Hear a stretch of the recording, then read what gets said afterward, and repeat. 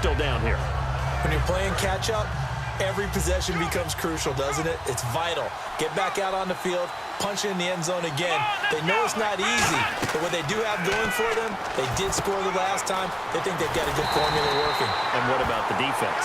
Well, now you're just saying to yourself, okay, give up a score last time. What adjustments do we need to make to slow them down now and get the ball back for our own offense? Is it more pressure? Is it more zone?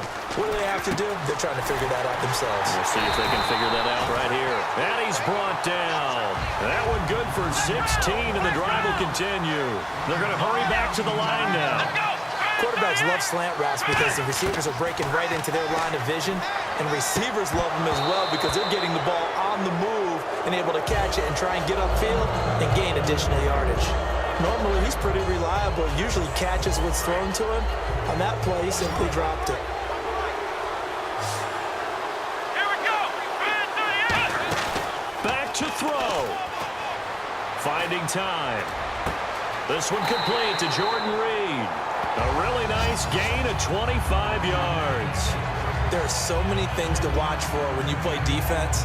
And reading your keys, you always hear about that, and having your eyes in the right place. Sometimes your eyes can fool you. How about that play action there?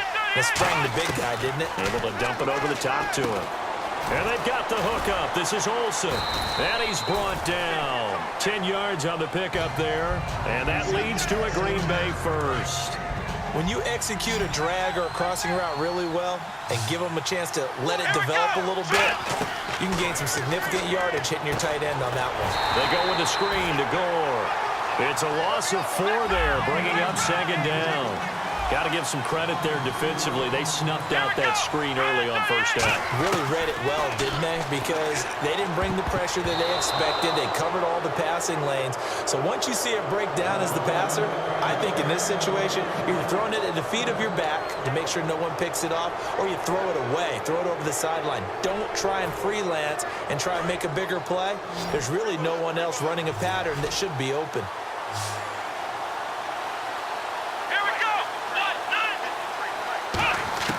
They'll look to throw. Caught on the right side, Reed. And he'll be a couple yards shy of the red zone here at the 22-yard line. Now hold everything here. We're going to get a timeout by the offense. It's just their first. They've got 2 more to use here in the final stages.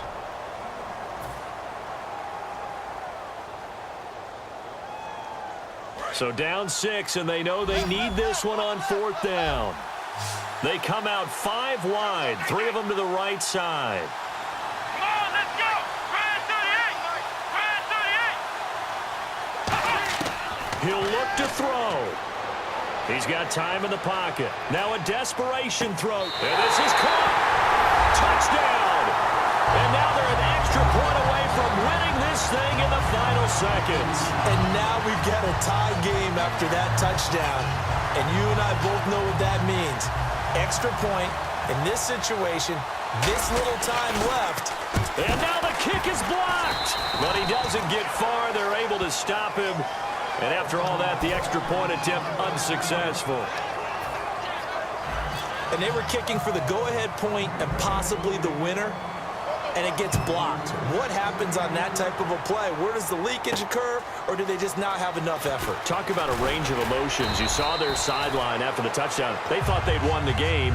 You just assume the extra point's going to be made. And just think about the opposite sideline. They're thinking, what are we going to do for our last drive? Because we're going to get the ball back possibly. Or did we just lose the game? That's a tough one right there. Luck. Evans has it left side. And he's brought down. A really nice pickup of 14 yards, and it moves the sticks. Offense comes to the line now, 1st and 10. 1 receiver left, 3 to the right. Now Luck. He's going to go for a big play downfield. And this is going to be intercepted. A great read, and it's picked off. And what an effort on the final play of regulation. All zeros on the clock, and we are headed to OT.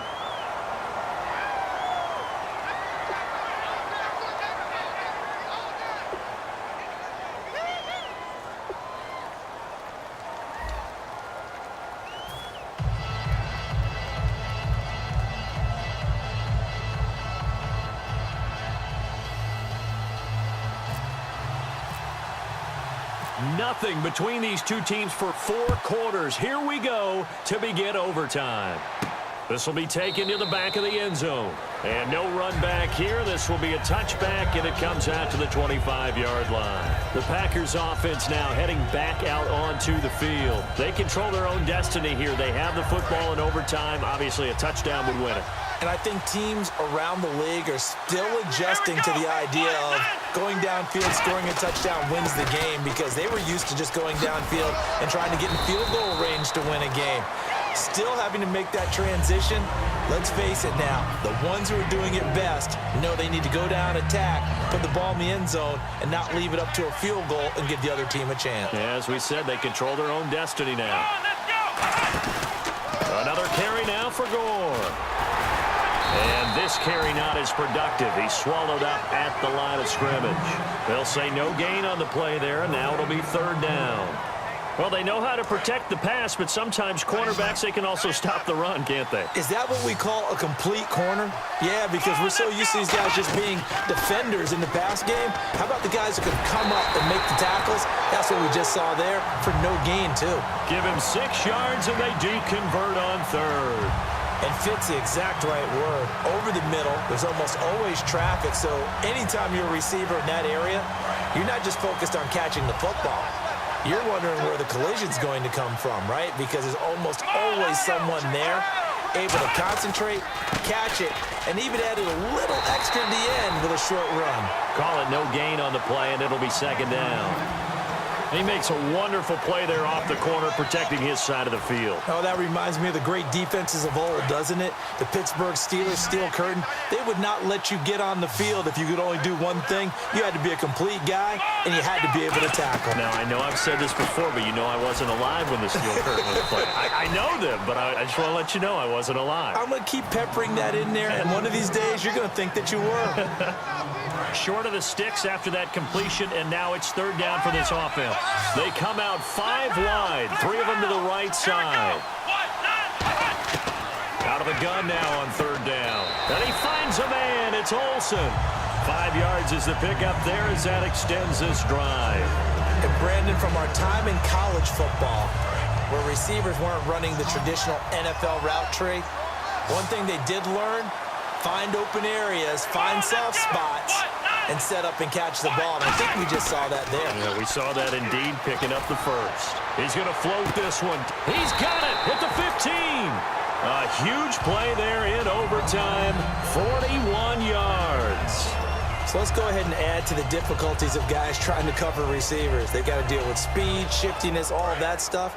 But how about when they have height and length and deep downfield? You throw the ball up in the air. That's how they uncover at the end of a route, by being able to go up over the top and make a big catch. He's going to flip that out to the flat. It's complete. They'll give him a yard on the play, and that'll make it 2nd down. And quickly, they get to the line. They'll stick with the passing game as he looks to throw. It's caught on the left side by Baldwin.